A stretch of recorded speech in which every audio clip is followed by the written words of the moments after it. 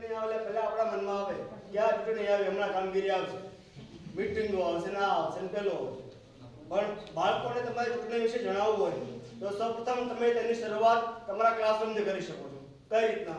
ક્લાસરૂમમાં monitor બનાવો.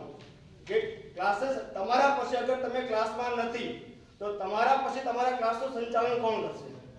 તો કે મોનિટર. તો મોનિટર બનાવવા માટે કે ભાઈ હોશિયાર વિદ્યાર્થી છે ને ઉભો કરી દો એમ નહીં, એને અંદર શીખવાડો કે ચૂંટણી કરાવો, વોટિંગ કરાવો. ત્યાંથી તમે ચૂંટણીની પ્રક્રિયા સમજાવી શકો છો. એ વસ્તુ તમે ધીરે ધીરે ઇમ્પ્લિમેન્ટ સ્કૂલમાં કરી શકો છો. કે ભાઈ સ્કૂલની અંદર મંત્રીઓ આપણે અલગ અલગ નિર્માણની હોય છે, અલગ અલગ મંડળીઓ આવેલી હોય છે. આ મંડળીઓ બનાવવા માટે પણ તમે ચૂંટણી યોજી શકો છો. કે ભાઈ આ મંડળનો મેન અધિકારી કોણ, એ પ્રમાણે બનાવી શકો છો. ત્યાર પછી ગામ, તાલુકા, જિલ્લા આપણે હોય છે. પણ આપણે જોવાનું છે, અમારો જે મુદ્દો હતો એ વિધાનસભાની ચૂંટણી પ્રક્રિયા. તો કે ભાઈ વિધાનસભાની ચૂંટણી પ્રક્રિયા કઈ રીતના થાય છે? તો સૌપ્રથમ તો એને વિધાનસભા શું છે એને સમજાવવું પડે.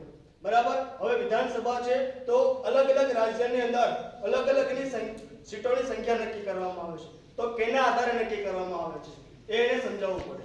કેના આધારે? તો કે તેની સંખ્યાના આધારે એની બરાબર સીટો નક્કી કરવામાં આવે છે. હવે એ સીટોની અંદર બરાબર અલગ અલગ પક્ષો પોતાના હોય છે. તો કે પક્ષો છે પોતાના ઉમેદવાર ઊભા રાખે છે. તો બરાબર પક્ષો છે પોતાના એક ઉમેદવાર નક્કી કરે છે. એ ઉમેદવાર પછી એ જે તે વિસ્તાર હોય, જેમ કે તમે એને લોકલ તમારા એરિયા